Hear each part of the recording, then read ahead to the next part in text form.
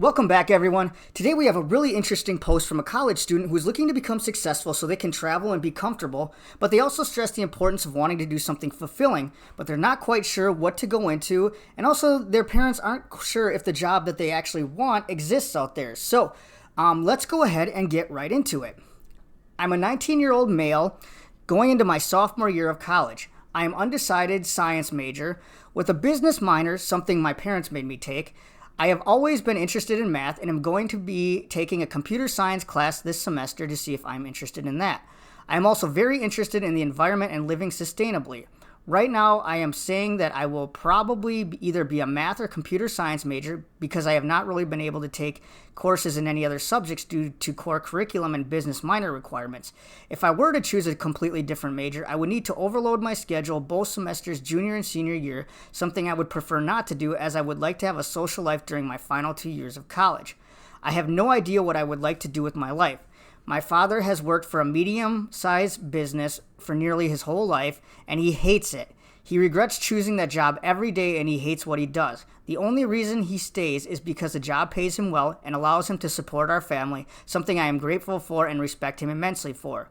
For this reason, I believe that I do not want to work in business because the main goal of each business is just to make the boss richer, even if it makes the world a worse place and causes others to be miserable. However, I feel that given my major and minor, I am pigeonholing myself into working in a business for a big corporation. I want to take a job that will make a difference, a job that I believe will help people and make the world a better place. I want a job that I can look back on in the future and be happy and proud of what I devoted my life to. That being said, I would also like to make enough money to live comfortably. I enjoy surfing and would like to be able to purchase a beach house in addition to my permanent residence. I would also like to be able to travel and surf throughout my adult life. I think an interesting job would be to work for a business to help make their practices more sustainable and environmentally friendly. However, my mother has told me that no such a job exists. I have considered becoming a doctor. However, I am wary about all the schooling and the fact that most doctors don't start making money until their late 20s, early 30s.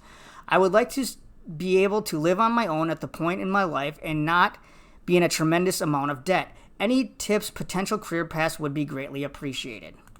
So the first thing I want to say is it sounds like you've got a really good head on your shoulders. I love how you're looking at the big picture and considering things like debt and future earnings as well as just personal satisfaction. I think, all that just puts you kind of ahead of the curve compared to other people that are in similar situations as you just because they're just thinking about what they want to do just to give them fulfillment. So the fact that you're considering all these other things it speaks highly of you. But here's the thing, there's going to be a trade-off at some point, and that's kind of where you're going to have to figure out what you're willing to live with. If you want to do something that allows you to just make a huge difference, and that's really kind of that's the most important thing to you, you may need to consider going the nonprofit route. The thing with that, though, is your wages aren't going to be nearly as high. If you want to be really comfortable, you're going to have to go the corporate route. So there's studies out there that show that the threshold to be at, depending on, again, cost of living, but typically in the U.S., it's between $75,000 and $125,000 a year. So if you make less than that, you're going to be struggling to pay bills and, God forbid, an unfortunate accident happens, making less than that, you're going to be like, oh, shoot, I don't have the money. I'm worried about finances now. If you make more than $125K, you're probably going to be working so much that you're going to be stressed out because it seems like you're working all the time. So you kind of got to figure where that intersection for you is. What level for you, what's that threshold for you? The thing that jumped out to me again also was when you said you don't want to just make the boss richer. I understand that, but that's kind of a surface level thing. When you haven't really worked in business, and this isn't a knock on you, this is just, due to, not working, is sometimes it seems like just because something's labeled as corporate or somebody makes a lot of money or they work for a company where, it's profit driven, that somehow it's just to make the boss richer. And that's not always the case. Businesses exist to make a profit, and that a profit exists not just to make the boss richer. That's just so that's not the right frame of mind to have. And to be honest, right now, just being in college, I wouldn't even really look at that right now. Right now, the more important thing to you is finding the type of job you want to do, and then consider the company. What you're looking for is a company with good values and culture, and that doesn't necessarily correlate to whether that company is profit or nonprofit. There are nonprofits that you can make money, but people who make comfortable money in nonprofits also are just the people typically at the top. The nonprofit world can be very much like a corporate culture, but instead of doing things for the success of a company like you would be in a corporate culture, in a nonprofit, you're doing things for the cause. There's a lot of people that become very disgruntled when they find out that greed and upper management stuffing themselves in the nonprofit world is done the same way as in the corporate world, except in the nonprofit world, they justify paying people low wages by saying, well, you're doing it, for the cause. So it's not always as cut and dry as company A is for profit and they're all about greed because they want to get richer, and company B, which is nonprofit, is good because they do things for a cause. So the company's culture and philanthropic spirit is going to play a big role in helping you make a difference. I used to oversee community service projects that for-profit corporations would participate in, and some companies made it a priority to allow people to volunteer, sometimes even during their work hours, during certain parts of the year, or they would do mass community projects as a team to build relationships and bond. And when I would talk to people at companies like that, again, they were for for-profit employees. The employees loved the fact that their company had such a giving and community-oriented culture. A lot of these companies have matching gift donations through their own development programs, so employees were encouraged to donate to certain causes. So corporate giving and philanthropy is something that a lot of for-profit companies take pride in, and it's sort of this badge of honor for them.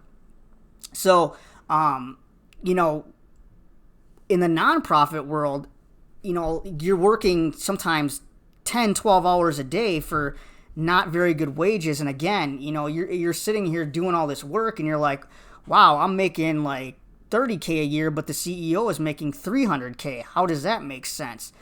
It's there's still that sort of like animosity that exists.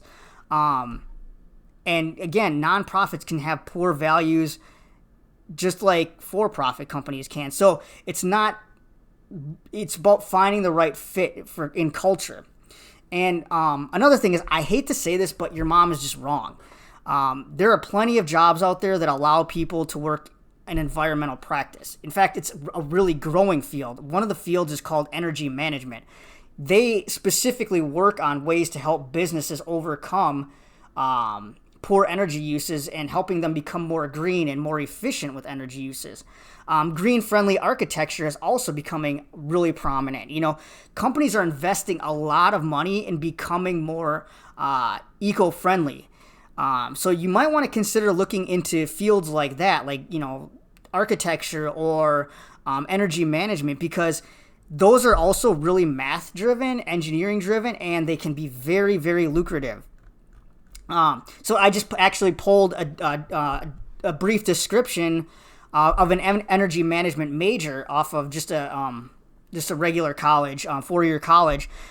Their description, it says, the Bachelor of Science degree with the major in land and energy management provides instruction in management skills and land and energy, specifically technical and occupational subjects such as land use planning, regulations, and sustainable energy components.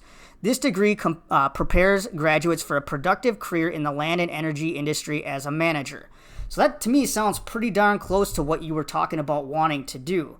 You can always work in the private sector for a firm. You can work as a consultant. You can work in the government for the EPA or the Bureau of Land Management. There's a ton of opportunities out there.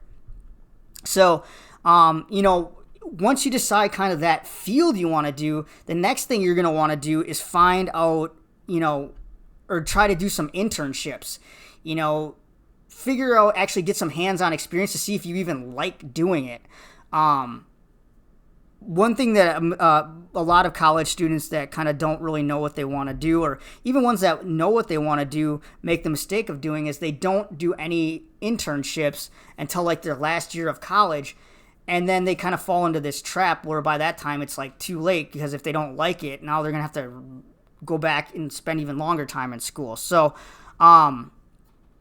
it's going to be really important too is once you do your internship, you graduate, just gain some experience in the field. The point is to get some leverage so you can start to be more selective of where you want to work. Your first job is really just about getting your foot in the door.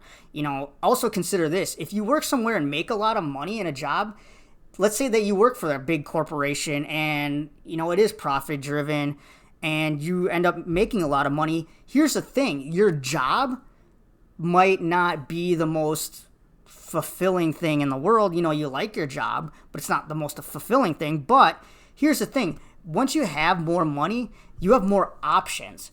Now you can do different things with your money. So you'll have more money to donate to causes. You have more money to be philanthropic, and it's just one of those things. There's this sort of like mistake people make that feel like my job has to be fulfilling. You have to like your job. At the end of the day, you just have to like your job. If your job is fulfilling, that's great, but you should really work on getting your fulfillment from other places, and that's going to be volunteering, donating time, donating money, mentoring, just different things like that. That's what's going to get you your fulfillment.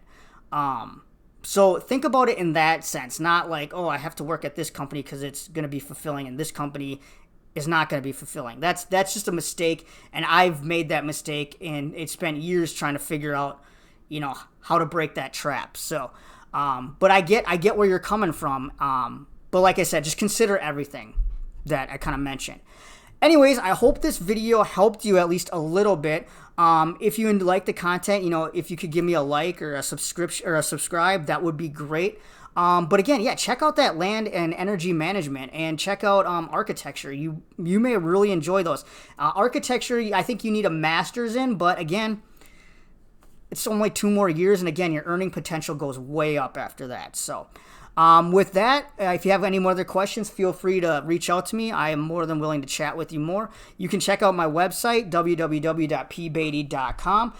It's actually, you can download a free ebook that I wrote on there it's a problem-solving ebook, so you may find some useful tips in helping you kind of overcome these challenges, especially with, having conversations with your mom and things like that. So with that, I'm going to end this video. I hope all works out well for you, and I will talk to you all later.